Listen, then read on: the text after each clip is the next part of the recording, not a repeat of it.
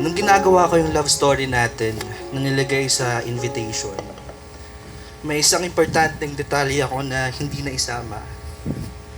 Ito yung part na nagdasal ako kay God na sana bigyan niya ako ng tao na hindi ko lang makakasama sa kilig at saya, pero magiging partner ko din para harapin ang bawat hamon ng buhay. And He answered my prayer by leading me to you. Partner, ikaw yung sagot ni God sa panalangin ko. Maraming salamat na dumating ka sa buhay ko. At ngayon na magiging isa tayo sa mata ng Diyos, pinapangako ko sa iyo na habang buhay kitang mamahalin, aalagaan at susuportahan. Promise, makikinig ako sa bawat rant mo. At pati sa chismis na lagi kang excited i-share sa akin. Sasamahan kita mag-binge watch ng Can't Buy Me Love kahit di naman ako fan ng Don Bell. At sasabayan kita mag-diet kahit pareho nating alam na niloloko lang natin yung sarili natin. Di ko maipapangako sa'yo ang perfect life. Pero gagawin ko ang lahat para ang buhay mag-asawa natin mapuno ng tawanan, laging may pagmamahal, respeto, at suporta sa isa't isa. At kahit saan man tayo i-lead ni God, sa susunod na chapter ng buhay natin, nakakasigurado ako na hindi lang tayo magso-survive, magta-thrive tayo dahil magkasama tayong dalawa. Mahal na mahal kita, B.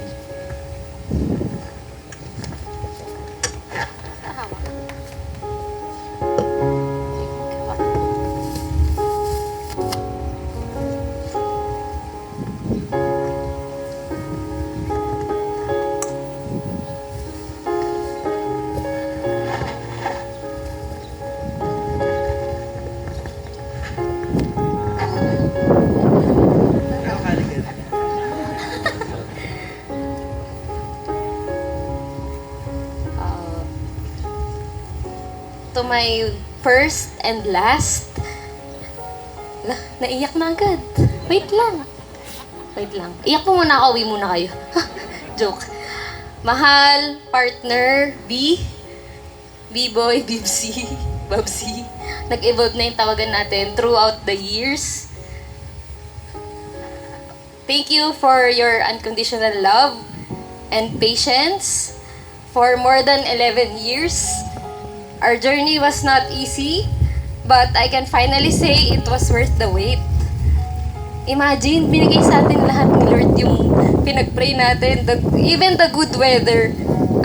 Pinag-usapan natin kanina na baka kalabisan na kung pati yung good weather ibigay. Sabi, ang dami niya nang hiniling. Parang sobrang haba na ng list. Pero the Lord is faithful and iyak. Wait.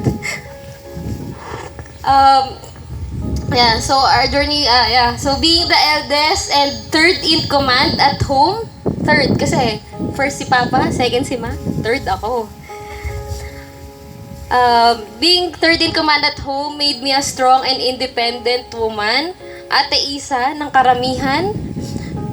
I know that being an ate is a privilege and a blessing from the Lord, but many people don't know that we ates are not always strong and sometimes emotional and needy too.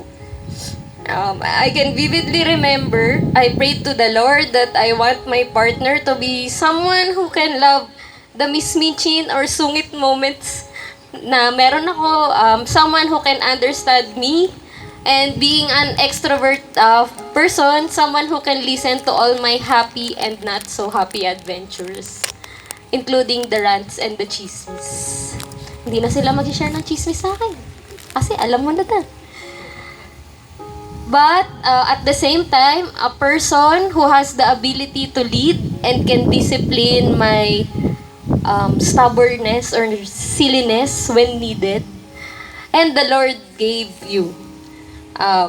I thank the Lord for giving you early and hindi ko na na-experience yung heartaches, heartbreaks.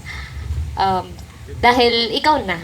Ikaw ang una, gitna, at dulo. Thank you for being a good partner not only to me but to my family. And today, in the presence of our loved ones and by the grace of God, I know hindi ko magagampanan yung pagiging good wife without the Lord's help. I vow to be faithful and committed to this marriage in body, mind, spirit for all of my days. I vow to be a good helpmate, to be the best of my ability. I will be your eyes when you can find what you need, your ears when you can't listen, your lips when you can't speak up, your extra hand when you need to clean your ears, and your personal chef to feed you good food when you're hungry. I'll be your sidekick and number one supporter wherever life may take us. Be starting tonight, no more goodbyes and see you next week. Just good nights and what breakfast do you want for tomorrow? I love you, B. And I will love you for the rest of my life.